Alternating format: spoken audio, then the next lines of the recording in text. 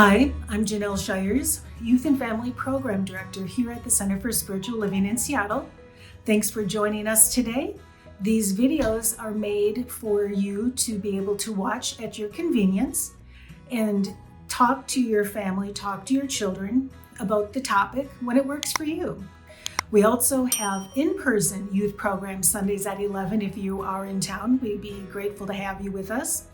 And make sure that you leave comments down below on how these videos are working for you, your thoughts, your insights, what you might want to see more of. So we are doing this summer 8 Secrets to Happiness using the Golden Thread of Truth curriculum. And this week it's about relishing the journey and being present. And through this year, I've been sharing with you teachings from other faiths and religions. And today I would like to share with you a passage from Science of Mind, which was written by Ernest Holmes. So here we go. We should also erase the thoughts of yesterday that would rob us of today's happiness. There is nothing arising out of the past that can disturb me. The past, the present, and the future are one unbroken stream of good. I lose all thoughts that in the past have caused anxiety. The spirit knows no past and is not affected by the belief in any. The past is swallowed up in the victory of a perfect present, which is filled with love and protection. Equally, we must not have fear for the future. I see that the future is bright with promise. It beckons me forward into a more complete realization of my own worth and my rightful place in the universe. All my tomorrows will be happy and filled with harmonious occupations. I look to the future with great and pleasurable anticipation, knowing it will expand my opportunity for radiant self-expression. I love my past and my future and understand that they are but continuations of the one unbroken chain of life. There is no future to be afraid of and no past to bring discord into the present. Now, what I really like about this topic at this time of the year is school's right around the corner. And this is where you may have children that are going from grade school to middle school to high school. They may have graduated, heading off to a job or college. That change, they may not be relishing the journey right now. So this topic is great for them because you can talk to them about some questions. You could say, so how do we live in the now?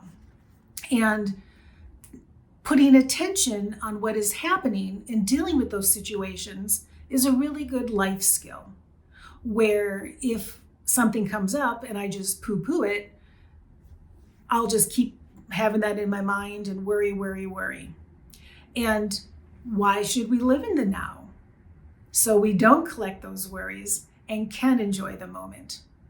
So what do you think can help us live in the now? Here at the center, we like to teach the youth about mindfulness and meditation. And a lot of the children don't have a great attention span or desire to meditate here at the center on a Sunday when there's service going on and all of that. But we do work on mindfulness. And a great way for you as an adult to model this for your children and teach them, it's very simple. You can do it in the car while you're driving, at the grocery store, waiting in line. Your children can do it before dinner, before bedtime, whenever. But here's the big trick. Breathe in for 5 big breaths and breathe out for 6. And just try that for a few minutes. And pretty soon, if you do this for a few days, I bet you'll be breathing that way in a more normal pattern as compared to a more shallow, anxious breathing that we might do. So that's a real easy one. And if your children like to meditate, have them try the breathing exercise with their eyes closed, maybe in a quiet, darker space. Tell me how that works. So another thing that is really fun to do with your family and easy is doing a mindfulness activity around food. Now, I happen to have an orange today, but you could use a banana or whatever. But historically, if I'm getting ready to eat my lunch, I'm just ripping the orange away, eating it while I'm checking my phone or listening to voicemails, doing that kind of things. But this is where you get centered. You take your orange, and I want you to talk to your youth before they do this about, what does it smell like? What does it feel like? Do you have a smooth orange? Do you have a bumpy orange? I can see where the little nubbin came off the tree. Helps me think about that it came from somewhere, that someone had to pick it for me. And then I'm going to break into it. And I can even smell it more now. And I heard the sound of it opening. I can feel the moistness of it, that it is something that is growing for me, for us to nourish us. So as they start to peel that away, you can look at like the little white strings. They can notice the colors, the different feels. And then you break it open. What does it look like inside? What does it feel like?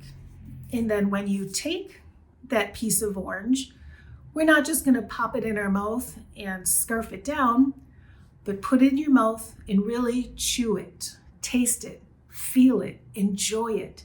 Be present in that moment. Relish the eating experience. And this is something that can be done with washing your hands, or if they're doing some stretches or yoga, where they are being really present and focusing on that aspect and not just the activity. So I've got a challenge for you to be present in the moment, especially with these days with the electronics, is I challenge you to put all your electronics away for even 30 minutes and your whole family be present in that moment. So let me know how it works, and thank you for joining us.